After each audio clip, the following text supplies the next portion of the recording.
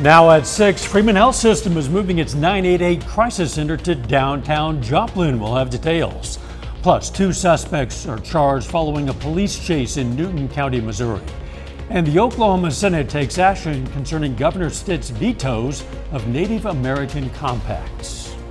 The 4 states' most watched news starts now. The city of Pittsburgh is considering updating the definition of recreational equipment in an ordinance. This is KOAM News at 6. I'm Dow Quick. City officials say the city's current definition of recreational equipment is too vague. Since 1988, the city has prohibited living in recreational equipment. Pittsburgh's Community Development and Housing Director says clarifying the wording in the ordinance will make sure everyone's on the same page. We are going to have more for you on that tonight at 10. The City Council tomorrow will be presented with a proposal to change the definition of recreational equipment to include tents, tarps, or any other material being used as a shelter. Freeman Health System is moving its 988 crisis center to downtown Joplin. KOAM's Anthony Saviello joins us in the studio now with more.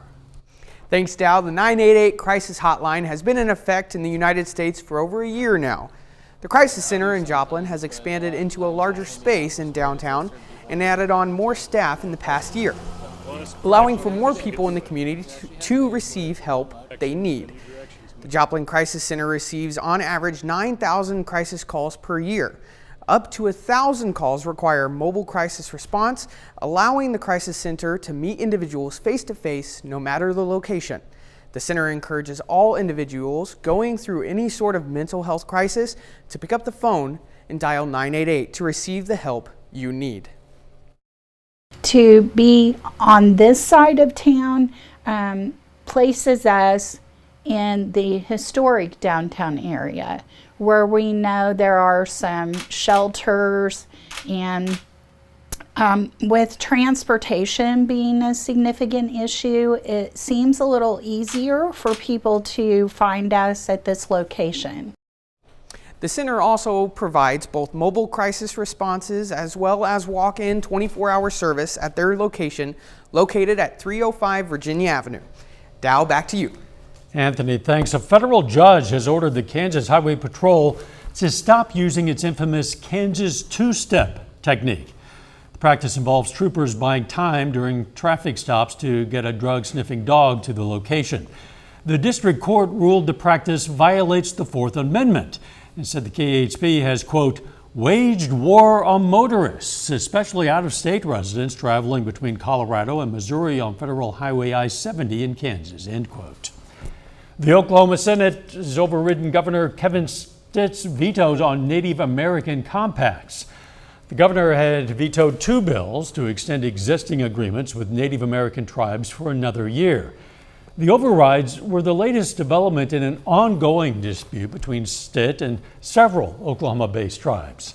Stitt, a citizen of Cherokee Nation, wants to renegotiate tribal compacts on the sale of tobacco products and the issuance of motor vehicle tags by tribes. Several of the state's most powerful tribes praised the Senate for overriding those vetoes. Let's check in with Chief Meteorologist Doug Heddy now for a first look at the weather. Well, of course, not a bad Monday for us today. A lot of clouds during the morning hours, and we had some light showers that kind of skirted on the Missouri side throughout the morning hours. Heaviest rain was out across central parts of Kansas, but at least some of us got a little bit of rain. Then sunshine peeked out this afternoon, and now we are looking pretty good. It's going to be a pretty calm evening on tap for us. It is hot. It's 93 in Nevada, 91 in Anderson, 92 in Welch. Chanute is sitting at about 92 degrees. So we've been heating up a little bit more than what we have seen over the past couple days. Of course, Friday, Saturday, it cooled down, started to heat back up yesterday. 91 currently, dew point at 70. Anything above 70 is kind of humid. Actual temperature will slide back through the 80s into the 70s later on tonight. Unfortunately, the heat gets worse over the next couple days. We're going to be checking that out here in just a bit. See you soon. Authorities have charged 2 suspects in connection with the police chase in the Joplin area Saturday night. They've arrested 45-year-old Jamie Hodges of Joplin and 33-year-old Jade Udo of Miami, Oklahoma. Hodges is charged with multiple counts, including first-degree tampering with a motor vehicle and resisting arrest. He also has 12 active warrants out of multiple counties, including Newton County, Jasper County, and Camden County. Uto is charged with second-degree tampering with a motor vehicle. She had city warrants with Webb City and Joplin. The incident happened around 7 p.m. Saturday, south of Joplin. Authorities say they tried to stop a red pickup, but the pickup took off. Police chased it for more than 20 minutes. Authorities were able to stop it with spike strips at Spurgeon and Gateway. The truck then drove a little further on its rims, which sparked a grass fire. Look at that. The pickup was reported stolen out of Tulsa. Coming up, we're going to break down a new study on the quality of public schools and see how area states compare with the rest of the nation. Plus, a new crypto business in Northwest Arkansas raises concern for some people. We'll explain ahead on KOAM News at 6. The Neosho, Missouri Arts Council is giving people a new way to experience the town's murals. They've launched a new Murals of Neosho guide and descriptive audio tour. The guide includes an interactive map to help people find the murals while also providing additional information. The audio tour will help enhance the experience of viewing the murals, they say, by providing more information mixed with historical and cultural narratives. You can access both the guide and audio tour through the Neosho Arts Council's website. A new study finds the quality of public schools in each of the 4 states in our area ranks in the bottom half of the nation. The rankings by Wallet Hub consider not only academic performance, but also such factors as class size, instructor credentials, and safety. In a ranking of all 50 states and Washington, D.C., Arkansas ranks 33rd. Missouri is just behind at 34th. Kansas ranks 39th, and the study ranks Oklahoma all the way down at 50th. By the way, the study determined the state with the best public education in the nation by a wide margin is Massachusetts. A new crypto business in Harrison, Arkansas has some people there concerned, and the issues are even getting the attention of some state senators. A group met at North Arkansas College today to talk about the proposed plans. Reporter Elizabeth Van Mitri is at the proposed site of the data mining facility with more. This is the spot where the proposed mining center would be located. Nothing much has happened since the last time we were here except a lot of overgrown grass in the area. It's a pretty big sign of what's going on, which is the project is currently on pause. That meeting today brought together both sides to ask questions about crypto mining in general and its impact on the schools like the ones that are close by. There was a bill that was passed in the legislature that raised red flags. I mean, one was it was passed late in the session. The bill State Senator Brian King is talking about the Right to Mine Law, or House Bill 1799. It limits city government's ability to regulate crypto mines. The legislature overstepped their boundaries in passing a bill late in the session that didn't give the public proper notice to know the impact of it. Green Digital bought the land and plans to set it up for a facility that would mine data using large computer networks. Many of those who live nearby say they don't want it.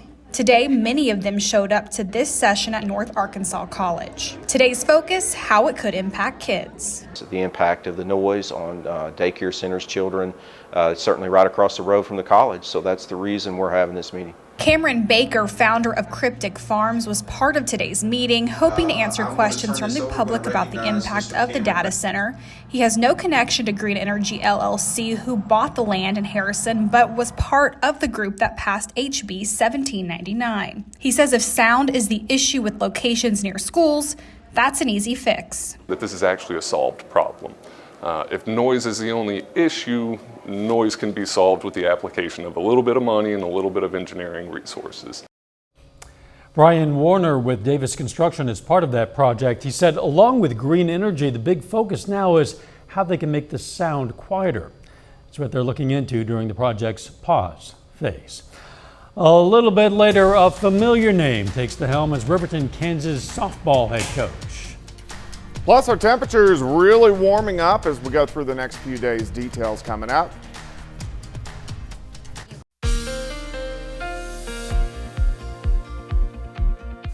Well, we actually had a pretty good weekend outside. Temperatures very pleasant Friday, Saturday. Started to heat up a little bit yesterday, but still not that bad. And then a little bit hotter for us again today.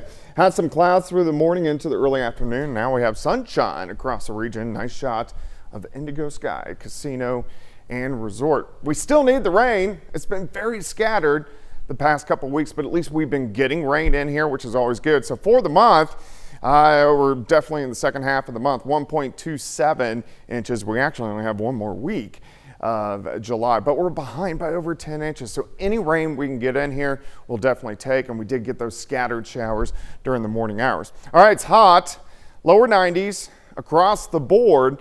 The humidity is kind of high today. It's going to be moderate as we go through the next few days, 91, but it feels like 97 with a dew point sitting at 70 degrees. Through the evening, we slide back through the 80s, eventually into the upper 70s later on tonight. Now, any clouds, any showers that we had on the Missouri side earlier, these are gone. You can see clear skies out there now. Any of those showers or thunderstorms, you can see this wave rotating very quickly off toward the east. We've been dominated by high pressure. It retreated over the weekend, but here it comes again. The closer this guy gets to us, kind of means the drier, and in a sense, the hotter we're going to be as we go through the next several days. So let's go into, we're going to move all the way down to Wednesday. The extreme heat, watch this high pressure. It just kind of hangs out there. It doesn't really go anywhere all week long. Keeps most of the showers and thunderstorms to our north. We're looking at Friday. You can see the bright red and purple showing us temperatures 100 or above. In fact, the high pressure even works in a little bit closer as we head into the weekend. So for at least the next 7 days, we're going to be dealing with the heat across the region. Let's step through time. We're going to stop in the morning, mid to upper 70s. As we go through the morning, we get some mid and upper level clouds, thin clouds, so you're still going to see the sun. Temperatures lower 90s by noon. We're going to stop at 4:30 in the afternoon. Look at this. Most of us upper 90s to near 100 degrees. 100 in Chanute, 95 Bella Vista, Lamar about 95. The clouds kind of stick around tomorrow night, and a spotty isolated shower, even an isolated thunderstorm tomorrow night into Wednesday morning. We can't rule out most of you will stay dry. Pushing 90 by the noon hour on Wednesday, and then again, high temperatures right around 100 degrees by Wednesday afternoon. Here's your day planner for you Tuesday. 76 to start, 99 by 4. High temp right around 100. I guess here's some good news. It's going to be a little breezy. It's like a hot hairdryer, but at least we'll get some winds in here. Winds gusting 20 to 25 for us tomorrow. Winds gusting near 30 by the time we head into Wednesday afternoon. But look at the heat. Triple digit heat. This is on Thursday. A few showers on Friday morning. Triple digit heat again, lasting all the way into the weekend. So very consistent all week long. 100 tomorrow, 102 Wednesday, 102 Thursday, 103 on Friday, 100 Saturday, 103 Sunday, 104 on Monday, 102 on Tuesday. Yeah, kind of stinks. Yes, it's going to be hot. Blame that big blue H in the sky. There you go. That high pressure the heat system. Dome. Yeah, thanks, Doug. Hey, when severe weather strikes, you're going to want to stay informed, and you can do that by scanning this QR code. Do it right now. You have your phone. You can also rewind or pause if that's a feature that's available to you. It'll take you to the KOAM News Now YouTube page, where our weather team will live stream during severe weather events to give you updated information. And while you're there, be sure to subscribe and ring the bell for notifications. John Dale's here now. The Mink League playoffs begin tonight, but the Outlaws, they have the day off. Yeah, that's right. Joplin has a first round bye. I'll give you a look at the full playoff bracket coming up. And Riverton High School tabs a former player to take over as its head softball coach. Those stories and more coming up next.